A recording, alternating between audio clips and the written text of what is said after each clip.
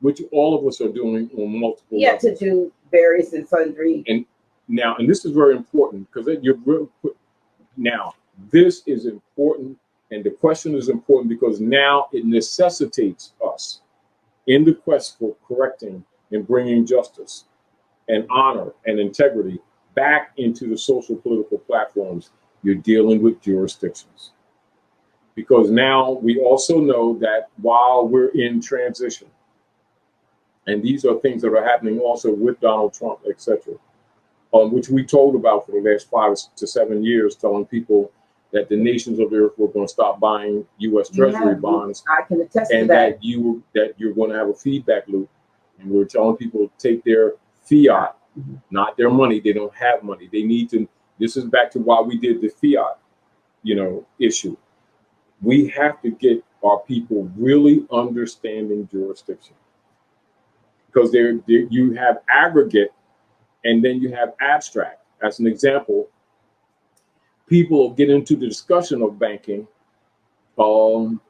then not understanding really the jurisdiction of the fact that they themselves are a bank.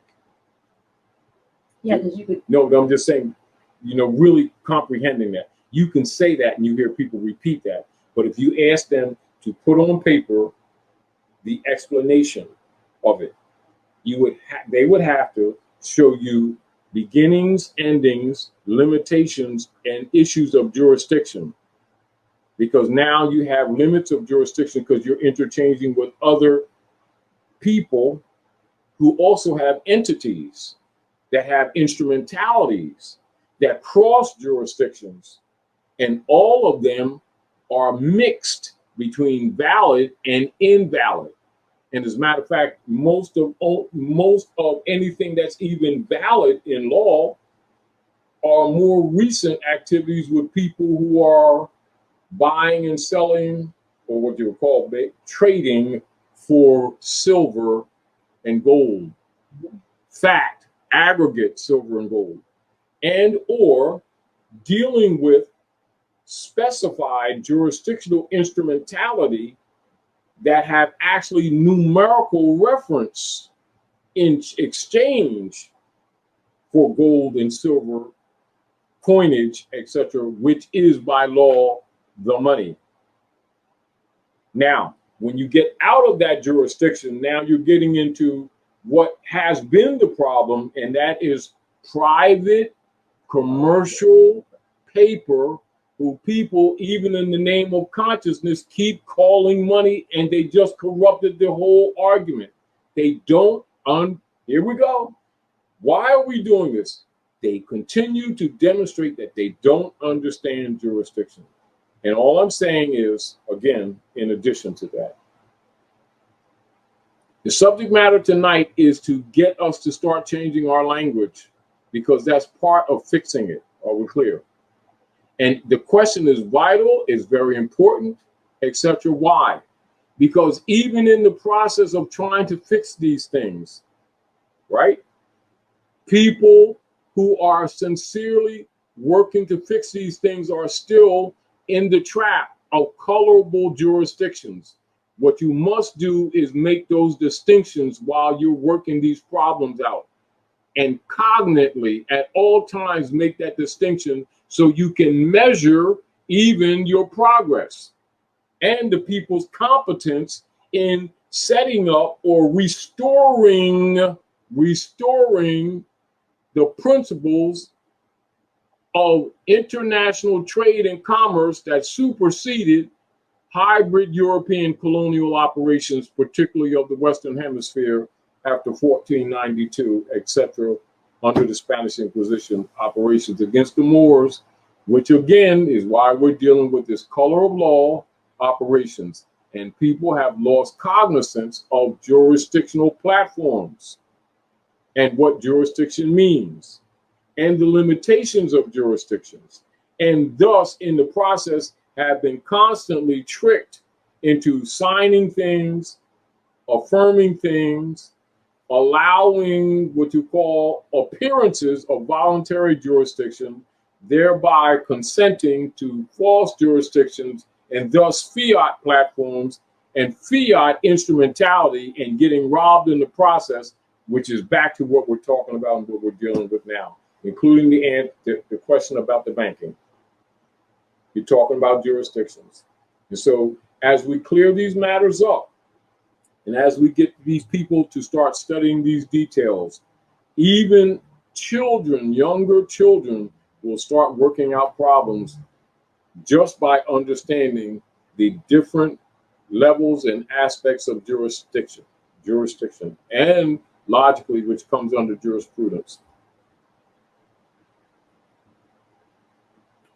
Please, if there are any more questions. And again, they'll understand why Drew Ali set up the Moorish Temple of Science as a civic organization, 1925, 6, 7, 8. And as you can see, that last tail end, that's when they really amped up the infiltration and the operations to overthrow Noble Drew Ali and the Moorish Divine National Movement. This is called the period of the great sellout that people get uncomfortable talking about. However, what you find is that the civic platform of the movement, which deals with jurisdiction, was infiltrated and overthrown. And that's an honest, true fact. And it needs to be looked at, not with finding fault with people, just need to look at the facts and let the facts speak for themselves. And you also have jurisdictional facts. You need to understand jurisdictional facts. Let me bring that to you from a point of law. Jurisdictional facts. Jurisdictional facts are those matters of fact which must exist before a court can properly take jurisdiction of the particular of the defendant, etc., has been properly served with process, and that the amount in controversy exceeds a certain sum, that the parties, which logically must be identified, and or the citizens of different states, etc., and that also the of jurisdictions must be addressed and affirmed for the record. So that's jurisdictional facts. So now when you're talking about the old Canaanite temple, then you're talking about the Moorish Temple of Science, also known as the Moorish Holy Temple of Science. Then you talk about the corporate name, which was adopted in 1928, known as the Moorish Science Temple of America. You're talking about adjustments of a constructed political jurisdiction in civics and in philosophical dispensation known as religion, etc., in different aspects of time and jurisdictional activity, etc., determining exercises of powers and authority, which would be demonstrated in Act 1 of the Divine Constitutional Law, bylaws of the Moorish Science Temple, which says the chairman, moderator, and chairman are put in power to make law, right? And enforce law if he lives according to love, truth, peace, freedom, and justice, and it is known before the members of the Moorish Science Temple of America. That is what? A political jurisdiction. And that's a civic act. So jurisdiction must be comprehended, mustn't it? Yes. So now we're still going back to even the question relative to Noble Drew Ali helping to uplift the Moorish Americans. That's a political act under civics and jurisdiction at the same time. And when you're talking nationality and birthrights, now you're talking about estate jurisdictions. Now that's a fact. How many of these people understand estate law and understand now you're getting into trusts? That's not opinion, that's fact.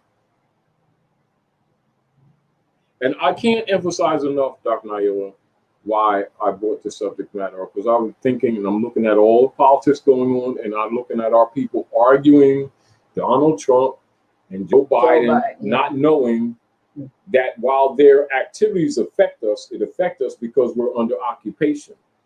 But from the fact perspective, their activities within their internal politics is the activities of a foreign private corporate operation that has not a damn thing to do with us. But yet it affects us because we're in false jurisdictions. We're not, it's like this. Then we go into voluntary jurisdiction, consent. Yes. Now, why are people consent? How many of our people are filling out censuses right now and don't know that they've created a jurisdiction and revived a false foreign jurisdiction that actually been robbing them and abusing them, of which they are lawfully not a part, but they've agreed to be legally a part. Now they've perpetrated injury on themselves and don't even know what they've just done. And they will come to you. No, what I'm saying, they will come to you and tell you, or in my case, my son was visiting, answered the door. Mom, this lady's here about the, I said, I don't want to talk to her. She's like, well, I have this paper I want to leave. It has her information. And I never went to the door. And he doesn't live there. And he handed me a piece of paper with numbers on it. I said, that's not me. Of course it's not. It's a stock number. Now, guess what happened when you signed it? You agreed to be their stock. No, I'm just saying, I'm just talking to people in general who don't understand jurisdiction, that's a political jurisdiction offering. And it's a political jurisdiction that you don't belong to. Right. But when you sign and agree, you just gave them leave against your estate, not as a living man or woman, but as a stock option, so they can refund their bankrupt corporation. Which means people who claim to be conscious, who even entertain it. Someone's saying, oh, well, I put on there, I scratched out and I put more. Sure, you can do that, but at the same time, it has nothing to do with you. Now you just made it have something to do with you. So now what happens is you just gave it jurisdiction. Do you understand what's, in other words, the fact that people can't think deep enough, and it's not really deep, that it doesn't deal with them. It doesn't apply to them. You have to know jurisdictionally when something is presented to you that doesn't apply to you, you don't conditionally sign it. You don't deal with it. All right, look, let's give it an example. As an example, recently, some of you have heard Donald J. Trump make statements about this corporate entity in China called Huawei, right? And about technology transfers that are less than, in their position, honorable, right? Now, let's look at this.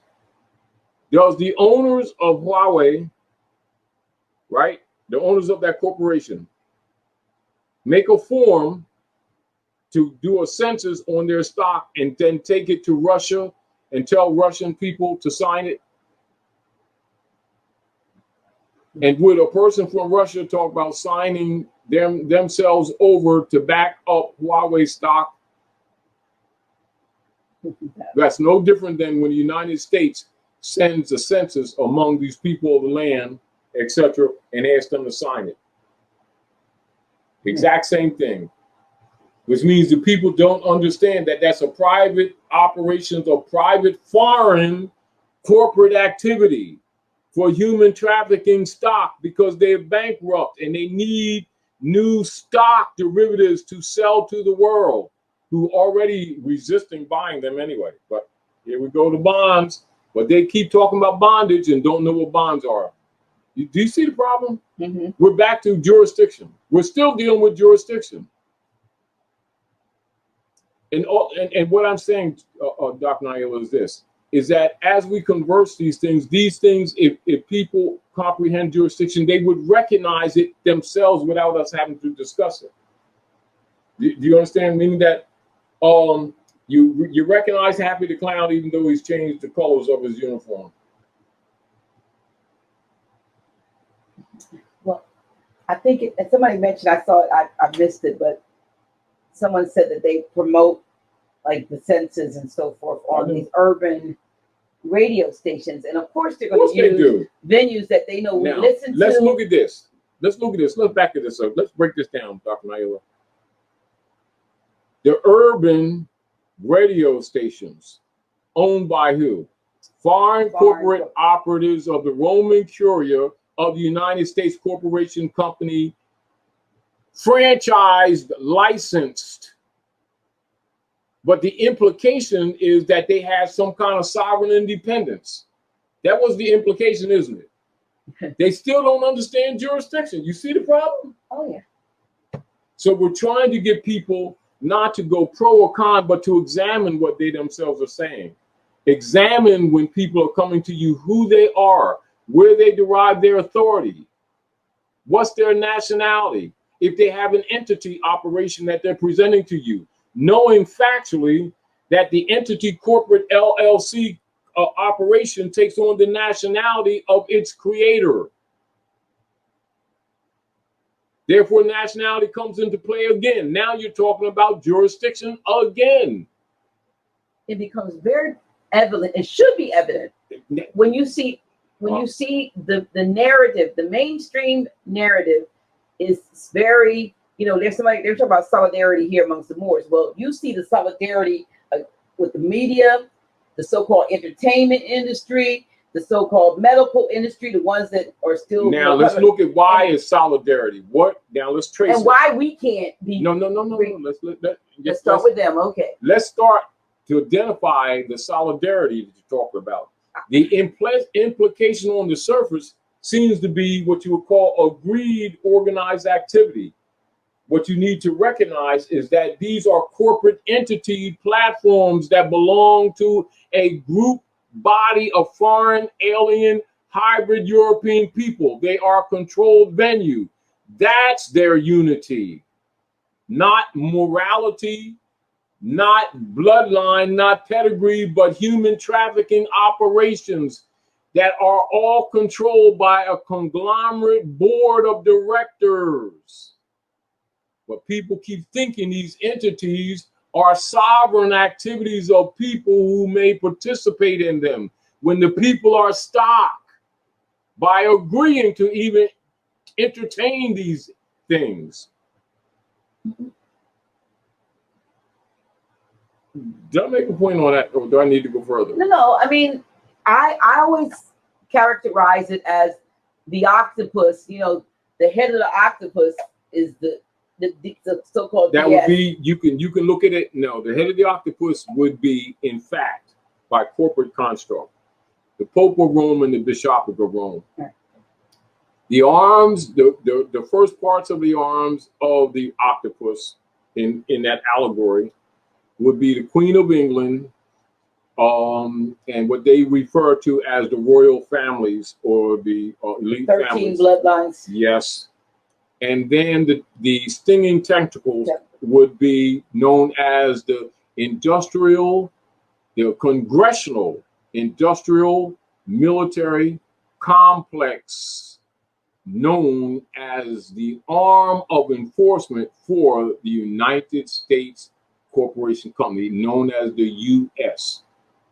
platform for invasion of the sovereign rights of nation states, going to and fro the earth, devouring nations, and occupying from a land of people already politically devoured, now known as persons of color, Negro, black, and colored, and Indians, who are really the same people who don't know their pedigree and their bloodline. And when we go back to the earlier statement, why can't we as a people? Well, guess what? The people, if they're going to be what?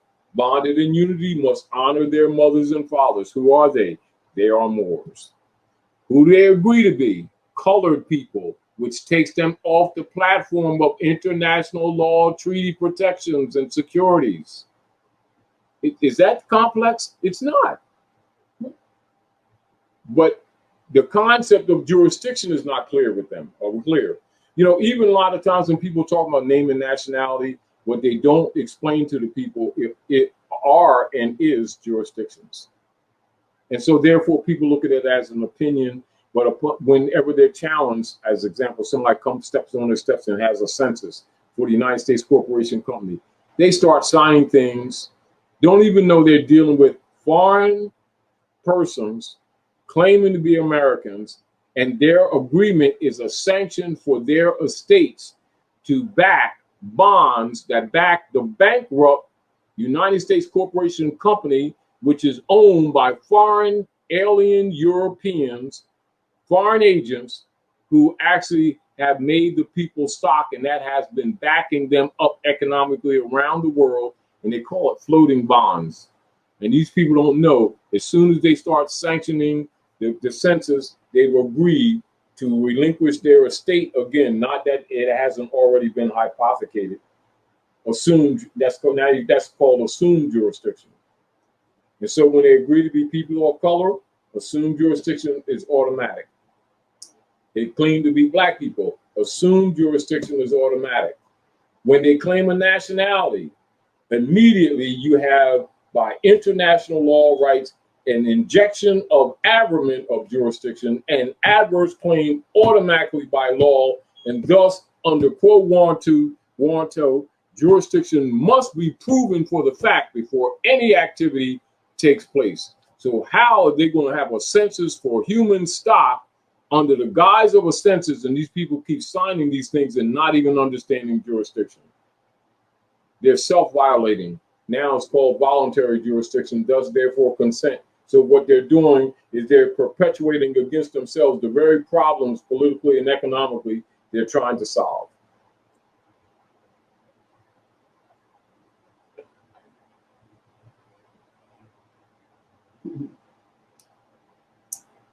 No, that's wonderful. Very good. Let me see. Just a shout out from Brother Michael Wesley Lawrence, Tunica El Bay. He said, out of all my travels over many years, to free myself was not made clear until I reached the house of real awakening minds and spent that quality time with Taj. Oh, appreciate it. And I hope we did some good. Yeah. Because then you can understand, even like when, you know, those Moors who understand jurisdiction. Mm-hmm. So when we're talking about Honesty Confederation, right? Wakata, de Duc de Munye. When we talk about the fake sale of Little Spain that they call Louisiana Territory, when we look at the Nanacoke in this area and the Renapi in the area of Shakamoxon, and our different confederations, knowing that we're all the same people, and territorial federations, etc., we're understanding what even political jurisdictions among ourselves. But then we deal with what you call a national jurisdiction, and that's nationality. And that's where the unity comes in. And then in harmony with the ancient traditions and customs of our ancient mothers and fathers, we also know that the land can't be sold. So any claims of these foreign alien Europeans buying our land for a string of beads is B. Eskidorf, because they can't sell it in the first place. So now we're understanding jurisdiction again, and our people need to understand these things. Here's another DRU. Oh, Druze. Yeah. Druze. Okay. Yeah. Now the deal of it is, because people usually do not what you call in any beyond surface study, they're not aware that these are political jurisdictions that were created. Do you understand? But the political jurisdictions are addressing jurisdictions that already exist. In other words, a jurisdictional operation created to dispense information to make people aware of a political jurisdiction that already exists before they were daggone born. That's the Moorish Divine National Movement. So you understand that jurisdiction. So then you understand the theft of the estates of the Moors, and the infiltration of the Divine National Movement via J. Edgar Hoover and the FBI, which they tell you them their own writings are supposed to you. And then Drew Ali had to adopt a religious affidavit in order to maintain a trust to protect the property, because the people were in the process of learning. They didn't even understand what this is all about. They knew he was right in the spirit of things, but intellectually, they didn't have a civic background. People were coming from all walks of life, from the church, mosque, synagogues, atheists, different nation states, and finding out the truth of the bloodline. the truth of the real history here. Who's who? Learning that these foreign Europeans were actually descendants of invaders. They're not Americans. They were claiming your birthright to claim your estate. So he created not only a political jurisdiction, he was forced politically to make jurisdictional changes in order to preserve the integrity of the movement, which is why the religious affidavit was adopted, not 1913, 1928. Duh. You see, here we go, jurisdiction, aren't we? Now, when I present that from that perspective, people can remove the emotions and just simply look at the law processes and the legal processes, then look at the history and look at the motivations by political necessity of different things that were done, and recognize that some of those things were actually political compromises by necessity, but because the people were not competent. Where was their protection as they were learning? Now you're getting back into trust law, don't you? Now you understand why Duali set up a trust and nobody, you'll see people mention it and not go into discipline, science of civics and teach specifically about the trust. You'll see a lot of Moors talk about the trust, right? Ask them about the detail of the trust. And you'll see a whole bunch of conversations, a bunch of opinions, and who got it and where it is and what, and they're not even clear. Why? Because they have not been taught civics and made what? Jurisdictional distinctions, because it should be common knowledge, just like you're looking, meaning that like this, as an example, you can study people from many different organizations, many which broke off from the Moorish movement because of infiltration, including the Nation or the Temple of Islam, which later became the Nation of Islam, which still is a branch of the Moorish movement. And when you dig into the history, you'll find that these are still what? Political jurisdictions, aren't they? Aren't they? Mm-hmm. They're related and they have a history together, but they're also separate, aren't they? Aren't they? Yes. But if people don't know the politics of how these things evolve, they look at them as the people as being separate people, as opposed to looking at the jurisdictions that they were created, but due to the politics being political jurisdictions, but not the people actually being separate from nationality. You see the point? Mm-hmm. And when people don't know that, then they start identifying themselves by the entities and not by their pedigree bloodlines. So now we're talking jurisdiction. See why it must be refined, Dr. Naila? Mm-hmm. Because it's easy for people who don't understand jurisdiction to get confused and thus divided. You see the whole point? Because they don't know the difference between person, corporate entity, and people, the physical being. Because they've been trained that they're the same thing. They'll say every person must do this. They don't know that the lawful process or the legal process is saying the corporation must do this, that, or the other. And then they agree to things that they shouldn't even be talking about. Well, every person should sign the corporate census. Never dawns on them to show it to me in the treaty and the Constitution, did it? Yeah. You see the point?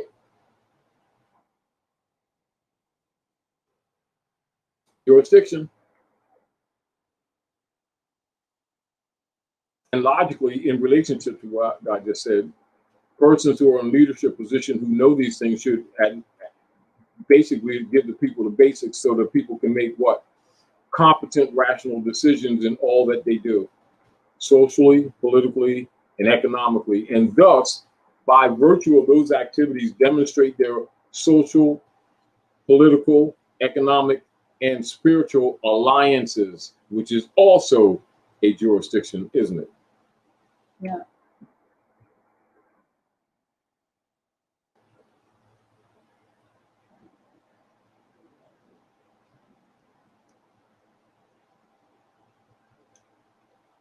Okay, let me see if there's another one. I want to see what else is up there. There are some questions I'm just not going to get into. Someone mentioned that they are, telling the people with regard to the census that it funds the programs that help the community. Of course, that's Boy. Of course. Now let's look at this. Let's address that, because that's an issue, right? Because it's a jurisdictional issue. Now, for the record, for someone who present that as an argument to, particularly to our people, right? Show the record where such funds have been coming to your community outside of them gentrifying your community. Show the record where they've been benefiting in the past. Show the record where the commercial mercenaries had cease and desist murdering them on the street.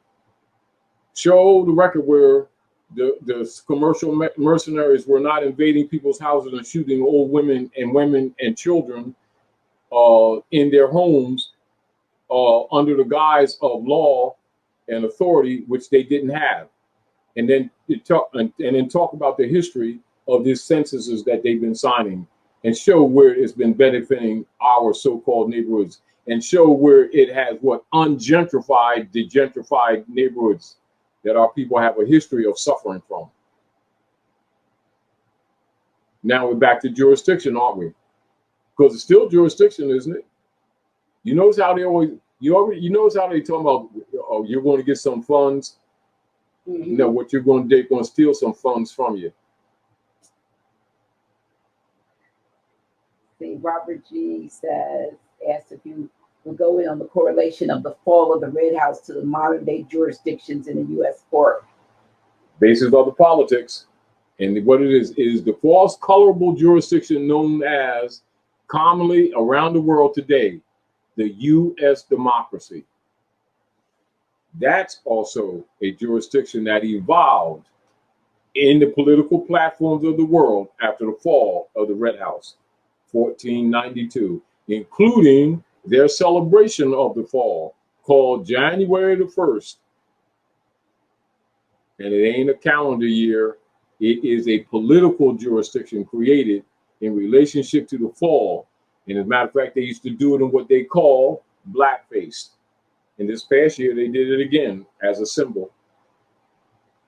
And that is what? A political jurisdiction. But it ain't what most people think it is.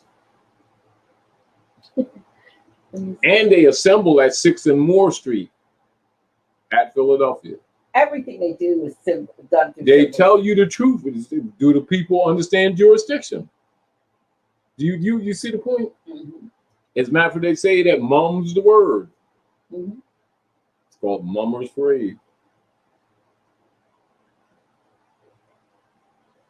Okay, here's a question. Islam Grand Sheikh, what is the so-called civil defense force as opposed to the U.S. Armed Forces? Forgive me, please, but how do they both compare to the National Guard? Well, the National Guard is essentially implying more of a legitimate platform coming from the militias that are basically constitutions. Most of these other venues are platforms created by the board of directors of the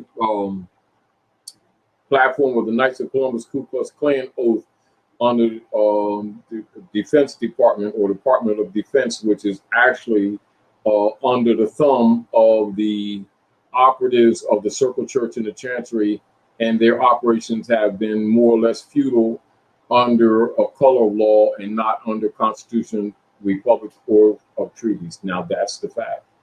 However, you'll notice that the so-called National Guard still comprises mostly of individuals of the foreign corporate entity and not of the nationals of the land. So therefore, they're in their nature of operations de facto too. Question. Well, I'll leave that. Let me just see if somebody else has something else to say before I go there.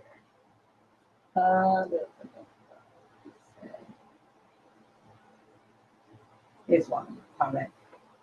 Nadine Figueroa Bay says folks are afraid to enforce the treaties under threat and duress. Good. Let's stop right there. Which is a violation of their Constitution and U.S. codes. All right. So now the fact that that statement is even made and is valid is proof that the persons that have been claimed to be government are what? Waging war on the people. Since when are the people afraid of a government that is theirs. Why are they afraid? Because they know that these people are de facto. Now you're talking jurisdiction again. So why don't they talk about the jurisdictional issue? They're admitting a fear. Why? Because they know that they're under attack. Now what we need to do is get the people started admitting it and now start addressing constitutions and treaties. And then we're doing what? What is according to constitutions and treaties? When the people fear the government, you already know that the government is de facto. The rule in treaty and constitution for such persons is called malfeasance, and it's called misprision of treason. And the penalty for treason is death, not to you, the people, but to them. Where's the ropes? Oh, and the guillotines. Oh, I know what I was going to ask you. There's some that's being said that what we're headed towards, or what the deep state really wants to do, is to decimate the U.S. corporation on operating at North America to bring in control of the United Nations. Let's back up. Now, I kind of sense where the statement is going, but they need to understand the deep state is the U.S. Right, the U.S., but they want. They're not. Hold on.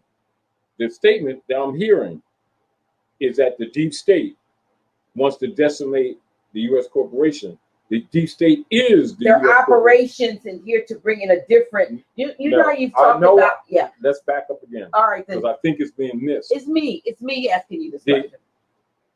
The U.S. corporation and the deep state are one and the same. True. But they bankrupted themselves before, have they not? I'm just asking. We got to be clear. Parties. Okay. Jurisdictions. All right. The deep state, which is another name for the contracting corporations that are members of the Roman Curia, that is comprised styled as the U.S. democracy, is responsible for the party members are responsible for overthrowing the republic. Legitimate platform. The U.S. democracy is not a legitimate political platform. It is the deep state. Why are they moving towards giving UN because the control? UN is also the deep state. That's what I'm trying to get to. Under different, now we're talking jurisdictions, because the people on the surface think these are different political jurisdictions because of the names. True, that's what I'm saying. And this is why it's important. It's an excuse, because that's what they want to bring in the United Nations, because that is the open warfare, to finally use under war powers to take the people's defense from them, i.e. to do what they've been tending to do all the time, is to do what? Abridge the Second Amendment to the Constitution for the United States, disarm the people and enslave them, having no regress, doing to them what they've already done to the people of the land. You see the point? Mm-hmm. They're exercising what you call stage completions of the existence of the agenda of the unum sanctum operations, which is what is the politics. That's their end game. That is the end game. But the people must understand that the U.S. is not legitimate. The U.S. is the deep state. Yes. See, that's not but when they say, well, the deep state is trying to overthrow the U.S. democracy. The U.S. democracy is the deep state. The UN is the deep state. The UN is the U.S. democracy. See, so what they're trying to do, like you said, is to bring in another phase of their already planned out agenda. It's a phase of the ongoing war that didn't end. You know how when we tell people once you start studying jurisdictions and you start studying chronologies of activities after the fall of the Red House, you will see different periods of times the hybrid Europeans will change the names of the corporate entities, but the activities are the same. This is to throw people off of what's going on. As an example, when Anna von Rees act as the a private attorney for Pope Francis. And after Pope Francis called people from around the world, leaders, so-called religious and political leaders from around the world, and they promised to stop the activities of the doctrine of discovery. How many people knew that what they were calling racism all these years was the activity of the doctrine of discovery? And it still hasn't dawned on them that that's what they're talking about. And that all of this is the operations that took place since 1492 in the fall of the Red House. That's the foundation of the politics. But how many people recognize the jurisdiction to put that together? And it's not complex. But yet they would talk about these things as different subject matter and as if it didn't apply today. Let me ask you this. Since all of this, all these operations are de facto at best, a lot of distractions take place to have, there's always a sleight of hand going on with them. A distraction over here, and then the very next day or the same day, something is going, some kind of something being legislated and so forth. Yes. How do we, even though we know these politicians are. All right, now that you're talking about the distractions relative to the politics, let me answer this question. Okay, I'll start answering the question like this with the distractions. And that's one of the main ones. Because people aren't paying attention to jurisdiction. And that's one of the things to get you not to pay attention to what's really going on without even saying it. Mm-hmm.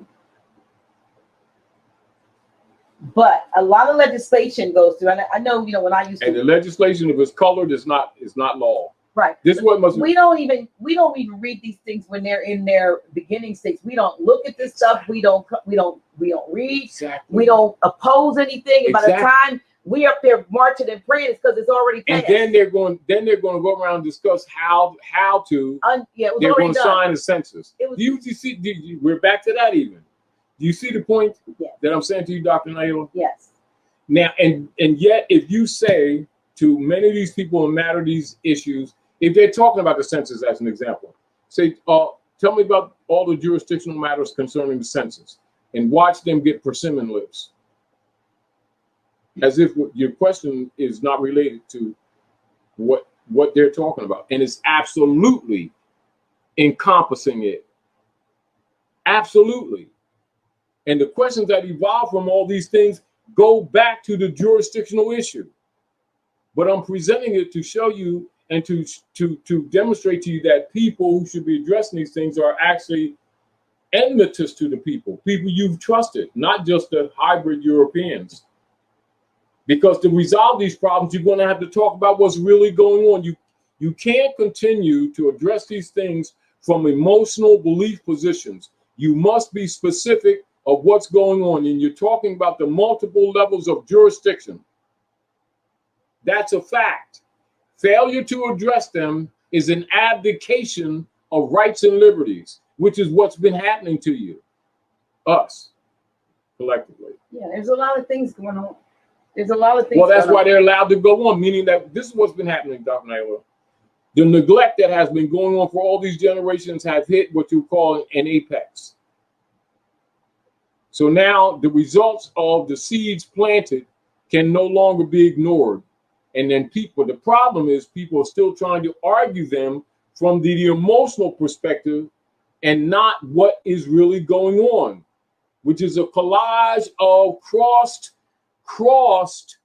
jurisdictional issues, quote unquote, crossed jurisdictional issues.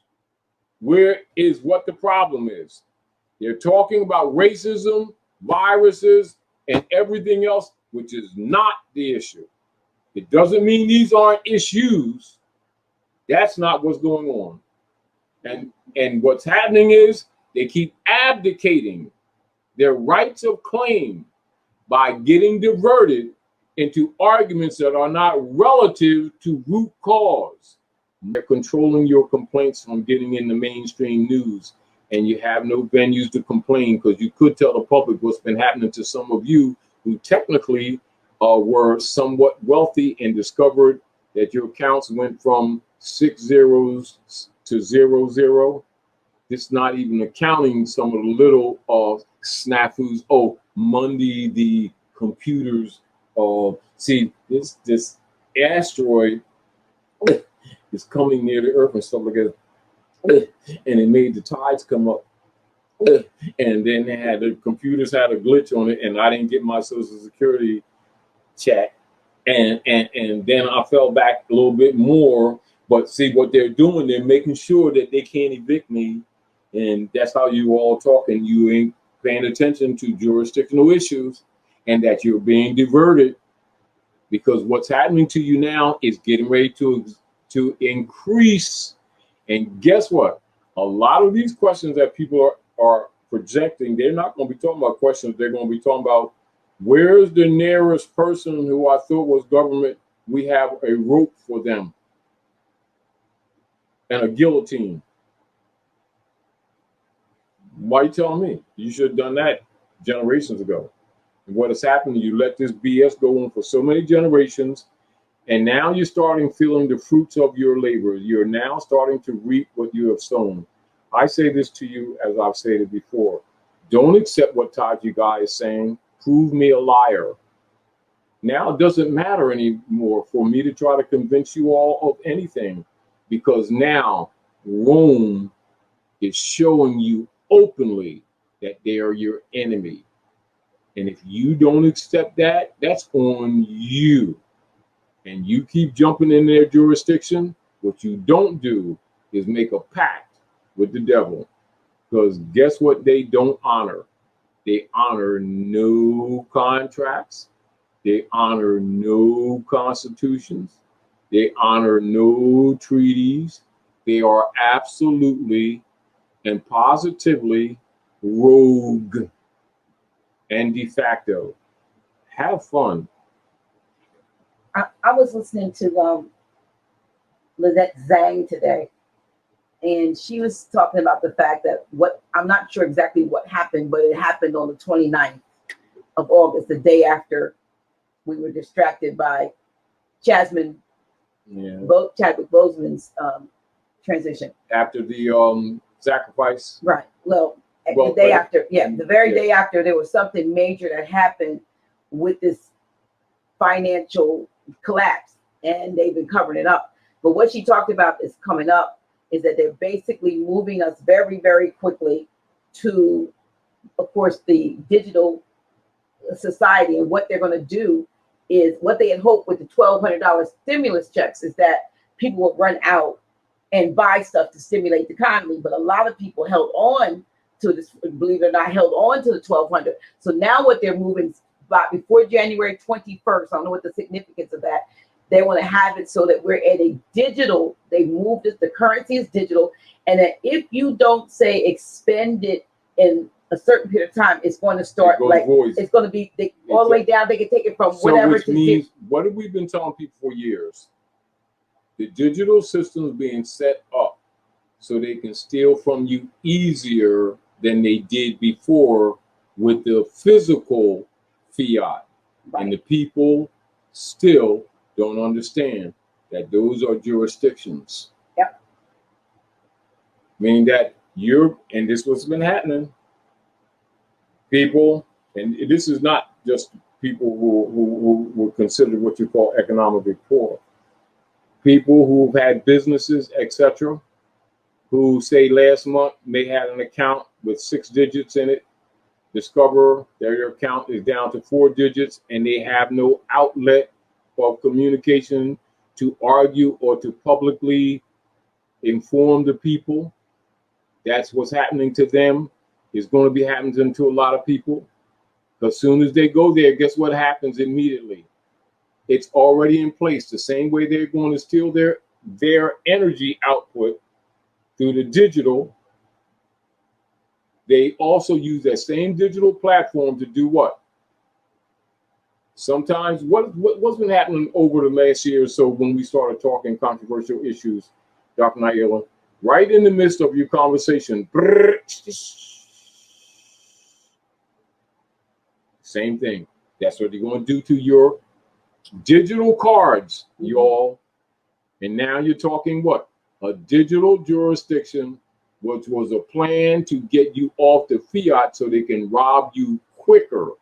Not that the fiat wasn't fiat. Yes, it's fiat, but digital is what? Imagination. It's easier to steal an abstract than to steal physical, even though the physical itself comes under the private commercial paper of fraud. Let's look at this. How many people, you know, like how many people, just like when you're working or doing something, can go past a junkyard and you'll see people with trucks, cars, etc., going to the junkyard with old vases and stuff that's silver plated and stuff like that, and you'll see people going there with copper pipes that's plumbers all day long buy and sell, and then they're telling you that there's a coinage shortage, and all of a sudden they've been running the press of the private commercial operatives of the Jesuit order 24/7, running a press all over this land, and then they tell you that there's a money shortage or coinage shortage. Of course, there's money shortage because they've been stealing your gold and silver for the people. But we're talking about the fiat notes, etc. And it's been so common. You can walk down the street if you paid attention. Before you get to the next block, you can pick up 5 or 6 cents and pennies, etc. But then there's a coinage shortage, and you got all this metal, all these junkyards. Don't think that in 1943 they weren't pressing coins out of zinc and lead, etc. So let's get off that. Coinage means a metal pressed, whether it is valuable or not, that's secondary. And so the deal of it is the fact that they're creating another false jurisdiction, and people are what? Falling for it. They're seeing it in their faces and they're falling for it. How much trash do you see that you put out every day that's recyclable? Rags, clothes, paper, etc. You know, you're getting tired of the paper and stuff. You know, small households produce more trash in a few days than we used to produce in a week or a month, say in 50s or something like that. Now, and so what are the Federal Reserve notes made of? Trash, paper, and rags. That's what they're made of. Now, how's that scarce? Yeah. How many Hershey wrappers do people eat? And bubble, don't throw that on the ground, you know, I mean, every day.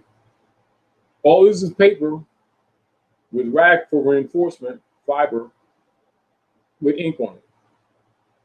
And people act like it's money. It's not money, but they're falling for the narrative that it's scarce. You'll see in some places now they're saying, there's a coin, so we have a shortage of coin. Never had them before. People's trying to get rid of the change. You know, please stop. It's BS. However, you know, it's like this. They're creating what? A new false jurisdiction so they can rob the people better and complete their cycle of unum sanctum operations to steal the people from the people economically, to enforce Rex 84, King Alfred Plan, Executive Order 11490, Technical Manual, Silent Weapons for Quiet Wars. It's documented what they're going to do to you. They didn't even hide it. But how many people never even read it? And we're talking about what's exposed. We're not even talking about what's hidden. You know, so deal with it. That's what I have to say about that. Now, people can act like they can keep on pretending that jurisdiction is not the issue. And guess what happens? That's how we got to where we are right now, except unlike most of the people I've gotten used to, they're not going to return to things as they were usual. They intend to break the people's back this time. Not that we need to go back to what was. It's not that. We need to go back to treaty and constitution principles, really. And so what they come from one form of fiat to a what? A more controllable form of fiat, and training the people like rats to call it money. They don't know that it's not money, and currency is not money. You know, and they keep using it in the same venue.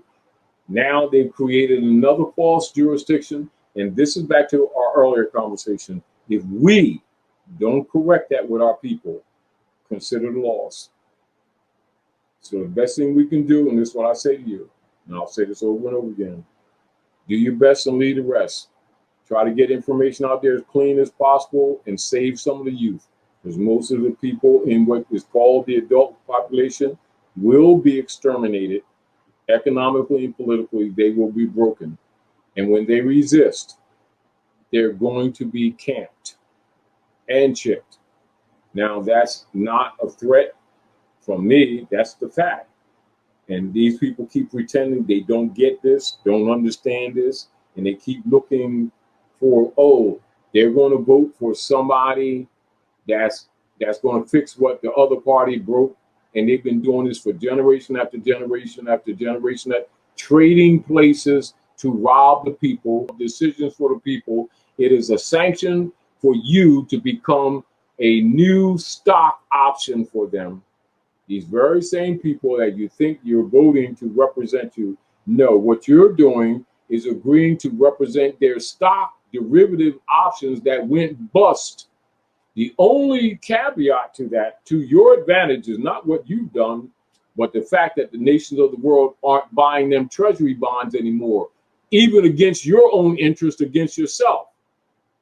And now you can't even control what you thought you wasn't controlling in the first place, but that you thought you were compromising, selling yourself out. You can't even sell yourself out anymore because the nations ain't buying those T-bonds. So the credit windows of the world froze. So now they're trying to do it digital to rob the rest of what you got so you can't resist and come at them with guillotines and ropes, which you should have done back when George Washington and Thomas Jefferson told you about these operatives of the corporations. He says any of these politicians that stay in office and make a career out of the office, if you're wise, if you are wise, you will go in them offices, drag them out, line them against the fence, and shoot them. That's those so-called founding fathers these people keep talking about, not some radicals. They told you and they warned you. You didn't do it because you was busy enslaving us, the people of the land, and promoting the brands under the 14th Amendment. Now you found out that they're what? Sacrificing you too. However, it still ain't your estate. So now you see Donald Trump, Joe Biden, all the rest of the members of the Ku Klux Klan operations of the Jesuit order fighting over an estate that don't belong to them because none of them are Americans. Have fun because it's getting ready to get hotter. And we ain't talking about that comet either. The comet is bigger than Jupiter and shit. And yeah, when it comes past the Earth, even though it's a couple of million miles, the wake of his tail is really going to raise swell. Yeah, right. Diversion again. You know, we had a flood over there across the street and stuff. Hark. You know, we had 2 storms at the same time. Hark. You're being distracted. Or whatever they calling it now. You're being distracted. I'm not saying these things ain't happening. These things, they're attacking you. These people don't get that these people that they keep claiming is their government is waging war on the people. Yes. They're waging war on the people. They better understand jurisdiction and try to save the little bit they got. In conclusion. In conclusion. In conclusion, you got 6 minutes, Dougie Fresh. Go ahead. Yeah. 6 minutes, Dougie Fresh, you on? You're off. Yeah. Well, I want to thank you for enlightening me about the silver because I heard you for years. Yeah. I heard you say for years y'all need to get silver, and I kept thinking, while you can, why you can't? Because that could, you know, when I understand back when the gold thing changed years ago, they made it illegal to have any gold coins that were made after 1933. Now let's look at this. And they on what foundation of law was that decree made? What treaty sanctioned that? What constitution sanctioned that? I have no idea. It's a rogue action. It is an act of treason. You see you see where we are today? Right. They created false jurisdiction after false jurisdiction and exercised jurisdictional powers on territorial jurisdiction, all of which and none of which they possessed. They are enemies, foreign and domestic, and have not been treated accordingly by the people. Now the people are what? On the verge of losing all of their estates. Everything. And they're what? Calling the House of Reawakening Minds. What do we do? Called reversion of a state. So you better study what that means, because that's another jurisdictional claim. And we've been saying that one for the last 70 years or so. Whatever. In other words, like this. If somebody keeps beating you up and stealing your pie, your mom bakes your pie every week, and every week you get a good whiff of it, and before you can get a bite, somebody beats you up and takes your pie every week. After a while, tell your mom, say, "Oh, you know them pumpkin pies that you make me, Mom, every week and stuff? I never get a chance to taste them anyway. So why don't, when we clean up the lawn after we start walking Fido, and then you make these pies, because they're going to take them anyway. And after a while, they'll stop taking the pies because they won't be that tasty. Plus, they'll stink." It's like that. Somebody keep taking your sandwich, start making the. Now they say, "You got good sandwiches. You go to lunch every time you go to lunch. The bully comes and beat you up, take your sandwiches. Start getting your mom make them nasty sandwiches. They'll stop taking your lunch." How's that translate into what we would be actually doing? That means if we start making adverse claims and setting up trust, it starts putting a fence between you and the false operatives of the corporate state de facto operations, because they're having difficulties even now floating bonds because people are nationalizing around the country, etc., the true country. And even though many of the concepts are wrong, the fact of them being active and not passive is interrupting the bond system. You'll never capture any of them. But what you can do, you understand, is you can put vinegar in your glass of water they keep stealing. And believe me, they're not going to do the drink it down real quick, steal your water again, go and gulp, gulp, gulp. You know, it's not going to be tasty. It's like this. Make it they're stealing from you, make it uncomfortable for them. That's what I'm saying. How do you make it uncomfortable? You learn fundamental trust law, start putting everything that allegedly is yours, which it is by moral yours, but legal process under the false jurisdiction of the rogue operatives called the United States Trading Service Company operatives, etc., and the Roman Curia. They've declared that you own nothing. They declared that they own you and your soul, which is what they've been doing politically. It's not racism. It's called soul theft. They've been stealing your light. Now you can pretend that that's not what's been happening, and guess what? You will be one of those ones that they say finally exterminated. But for those of you who want to save a little bit what you have left, you're not going to be too good at gaining things, because they're with their war machine, they're trying to make it as impossible as they can.